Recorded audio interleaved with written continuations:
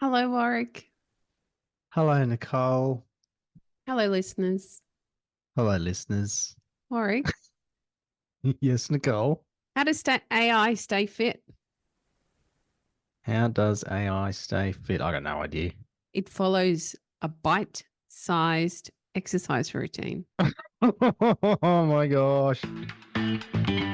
G'day, I'm Waz. And I'm Nic, sometimes Coxie, mostly Nic. This is the Tradies in Business podcast, and we're here to share a bunch of tips, ideas, tactics that you can put in place to get change happening in your trade business right now. If you're really lucky, we're going to entertain you with a few mum jokes and, more importantly, a bunch of fantastic guests that will educate you in all things you need to know about trade business. But we do promise to do it with a whole bunch of fun along the way. I'm a self-confessed idiot, so strap yourself in and enjoy another episode. Now, question, Nick. Yes, Did AI come up with that joke? it did. It came up with 10 jokes for me about AI this morning. That was the best of the bunch. That could be an interesting start to this episode about AI in your tradie business, Coxie. Could be very interesting indeed. What's better, humans or machines when it comes to humor? There's some things AI doesn't do that great. I wonder if it could I tell me think better jokes are jokes in other areas, but it's not so good at making a joke at itself. Oh, conspiracy theory coming up here. Mm. Are AI they won't do this on itself. It's can't smarter talk than we think. Pretty dangerous territory, though. I can remember you and I found out about where AI was at. It's probably almost 18 months ago now. And we were sitting in a room in a conference with 450 other business owners. And I remember being absolutely terrified by what I was seeing. And I have most definitely continued to feel some levels of that fear, so much so I've had conversations with my family about we used to have a family safe word. So when the kids were out with their friends, if they weren't comfortable, there was a word that we could text or talk about on the phone, and I knew that meant they needed some kind of help. So we have done things like reinstating our family safe word. So if ever there's a weird conversation, particularly from their mum, who has several podcasts and thousands of hours of videos available on the internet, my voice is very easy to rip off with AI and utilize, just like yours, and utilize on a phone call by a scammer to my kids asking for money because it's an emergency or something. My kids would always cough up and give somebody whatever they thought mum needed. So we've had to have those big conversations, and I can recall being really frightened about it. However, I have since found uses for it, not only in our business here at Tradies and Business, but in my own building company that have been mind-blowingly amazing. They've made a really significant difference to the efficiencies, I suppose, within a business. So it's a bit of a, I don't know, it's a double-edged sword almost, isn't it? Yeah. Now, I feel like you just opened a massive roller door for me to step through here, Coxie, and this could go one of a few ways. Uh, any long-term listeners would know that I have an opinion on everything. I mean, I've got opinions on opinions, and AI is certainly one of those. Like you, I sat in that conference feeling equal parts amazed at what computers, like let's just call it for what it is. It's not artificial intelligence; they're computers. Mm. Um, what software and computers can do or are being programmed to do, Mm-hmm. and equal parts worried about the future of humanity when a machine is able to rip off your voice and send a message to your kid and get them to do something that you didn't ask them to do. Mm-hmm. Because if there's one thing about the human race, it's that we have always found ways to exploit each other. And that's what I was worried about. And I'm not going to turn this episode into a big bloody tinfoil hat wearing thing. Um, so I just think there's a lot of hype around this. You and I are experienced enough lappers of the sun, Coxie, that we've seen a few things come and go in the last few decades. And I've seen some stuff sort of rise up and be made a big deal out of over the years that just never went on to be a thing. Mm. And I wonder if this is going to be another one of those where there's this massive swell of businesses that are popping up around AI and all this hype and humdrum about how AI is going to change humanity, and it probably will in a lot of ways, just like Facebook and social media has, not necessarily for the better. But I think it pays all of us to just have a look at it more from a pragmatic point of view and go, okay, well, that's cool. That's interesting. But as you and I were talking about before we hit record, what can this actually do for us in the next year, 5 years, 10 years? What do we need to be aware of? And I know I'm behind the eight ball with this stuff. To be honest, I haven't invested a lot of time into AI and studying it because I'm kind of sitting back going, all right, where's this actually going to end up? Like there's the hype period. You know, when people used to queue up for 48 hours in the cold to get the latest iPhone, and now it's like, meh, whatever. Like that's kind of gone away a lot. Yeah, you just ordered it. You just, yeah, it's just like you go online, you upgrade your handset. I'm surprised there's not an automatic upgrade subscription for Yeah. handsets and stuff these days. Yes. But that's kind of gone away in the last, I don't know, 10 years maybe. Mhm. And so I wonder if it'll be the same here. And if you were like some of the people in business that I knew back in the day when the BlackBerry was no longer the thing because iPhone came out, and they were like, iPhones, that's ridiculous. No one's ever going to use those stupid things. Like, look, it's a glass screen. You can't even touch the buttons. Those old sticks in the mud, they got left behind. They got stuck with their stupid dingleberries and all their cables and everything while everyone else switched to the fancy iPhone. Mm. So I think it's a bit of a balance thing around, okay, well, what actually do we need to take out of this? How can we use it to, create some leverage opportunities right now, and probably just stay away from all the fancy hype and the over publicization of what's going on here, but like Bitcoin and all those sorts of things, Nick. I don't think There it's you go. going That was anywhere. my social commentary. I've got a different opinion to you. I don't think it's going anywhere. I think it's going to increase. I guess the one great thing about being in the trades is whilst machines are being introduced in various areas of the trades, it cannot completely replace what any of our tradespeople do. Can't. So there's less fear around where some of this AI stuff or this intelligence stuff might end up at whatever point for trade business owners. But there are some fantastic add-ons for how we're doing business already that can reduce time, increase efficiencies, increase the output and refine the output to give us better results and more consistently so. So if I think even just about some of the things I've recently stumbled over, one of those, ServiceMate now have an add-on where you can utilize AI to beef up and correct, if you like, your description. So if you're doing a description of a job, or you're doing up a quote, or you're sending out an invoice, or you're doing some of your scripts around emailing, etc., for part of your sales process, there's a button now you can push and it'll go through and change it up and fix it up for you and make it a bit longer. So you can give it the briefest of instruction. It'll do the rest for you. Now, of course, it's not without imperfections. You're going to have to go out and make some changes and put it into your own tone because you're speaking in Australian trades terminology, and that's always a bit different than some of the other countries. And so you want to make sure that it's done in the way that you require it for your country and your trade. But it really reduces the amount of effort that needs to go in, which is one of those barriers, I think, that gets in the way when we're trying to do a quote, for example, or we're trying to quickly reply to a customer, or we're trying to flesh out what the sales process might look utilizing some of these tools. Now, I'm sure ServiceMate is not the only one of these kinds of project management software tools that we have for trades that is doing something similar. I'm sure many of the others are adopting something the same.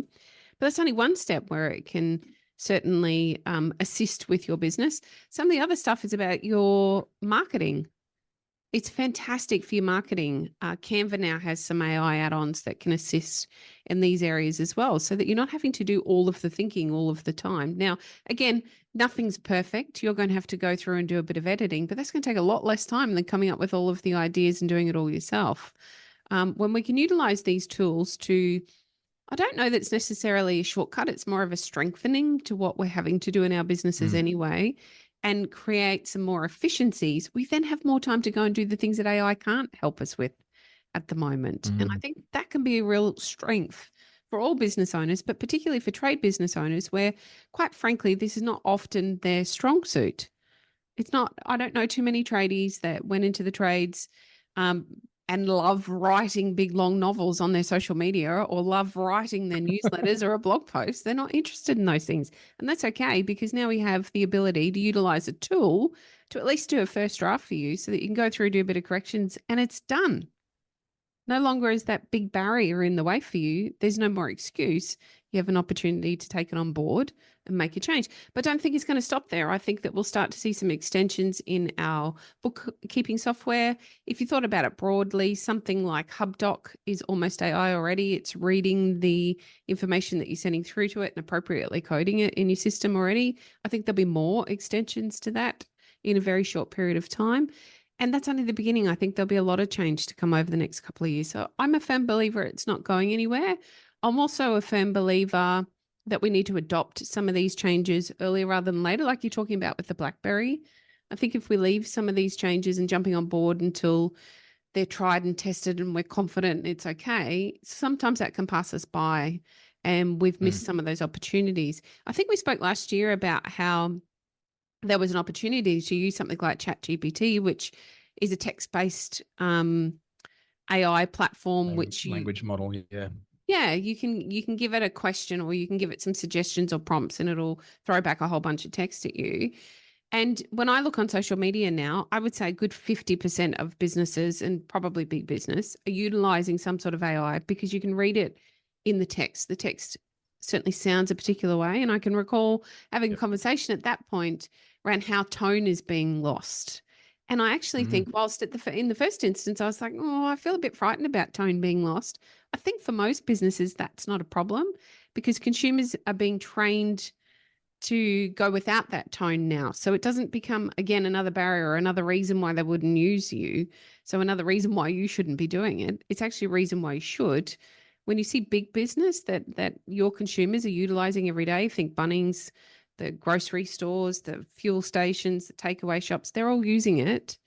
And your consumers are getting very reliant on a specific tone. It's much like social media. Many of us avoided it in the beginning for marketing, yet all the big players were using it. And so it gave us the opportunity to piggyback off the back. This is another area where I think that it's almost a training for the consumer. They become very trained and indoctrinated in the way big business is doing things. As a small to medium business, we have the opportunity to do the same. It just makes it more palatable to a consumer when they're reading through the millions of things that they're reading through on a daily basis. It's hard for an old dog like me to separate the social stuff from the practicalities of this. And, this podcast has evolved over the last almost 10 years. Nick, this is our 10th year in the Tradies in Business podcast. And so even in that time, podcasting has changed. You and I were having a chat this morning in our founders meeting, just discussing the podcast and guests and the direction of the show. And podcasting has changed dramatically in 10 years. The tech that's used, the number of podcasts, the platforms that you can stream on. YouTube now has a podcasting platform, basically, or a podcasting stream separate to the video. So AI is just another thing that has grown and evolved, and it's been going on for a long time. We're seeing the hype at the moment, but that doesn't mean it hasn't always been there. How long's Grammarly been around? Like forever. And it's just an AI tool. It was just an early version of it. And so you look at the trades, the tools that are used now on a job site compared to 15, 20 years ago. It boggles my brain. I see the tool ads on all my feeds because obviously social media thinks I'm a tradie. It doesn't know that I'm a fake. And basically I get served all these tool ads, which I love to look at, by the way.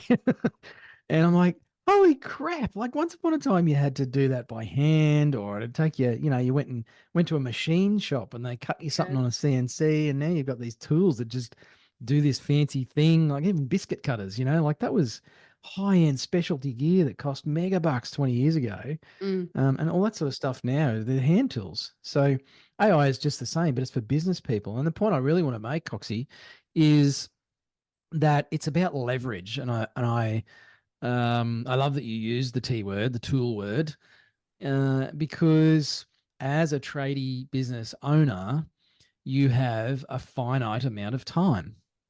We all do. You know, we all are still constrained by the 24-hour clock. Whoever came up with that has a lot to answer for. I got to say, like, that was a dumb idea. And what was with the 24 thing? Why couldn't it be 100? 100 hours a day would have been way better. Anyway, Hell of a long so some of the 24-hour days feel pretty long, I can tell you. that's fair. But we're all constrained by that same limiting factor. And I think a lot of people in business forget that it is actually a level playing field when it comes to some of the main bottlenecks in a business. So it's not about time. You know, you might have a look at some of your competitors or somebody you know that seems to be crushing it. It's like, how the hell did they get their plumbing business to that? And I'm seemingly stuck here in this level with 2 staff and headaches and poor cash flow or whatever you might be experiencing. And a lot of it comes down to how they leveraged their time. Now, at the moment, AI is a fantastic way to do that. It can write your social media content. It can write blog posts. It can, as you were saying, with stuff like Chat GPT, like it can create models for you around, you know, crikey, even proposals. Hmm. You can feed information into it now because it can learn from your website and your content if you pay for it.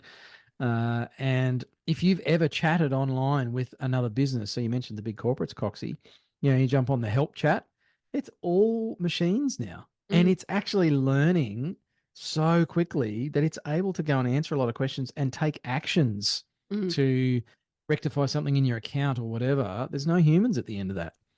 So I think there's some fantastic leverage opportunities, which, you know, sounds a bit utopian, but it does mean that instead of spending weekends replying to emails to your clients, AI can start to do some of that stuff, and you can spend half of your weekend hanging out with your kids or riding your mountain bike or whatever the heck it is. So I think the head in the sand approach is there's more to it than just I don't know, avoiding the complication.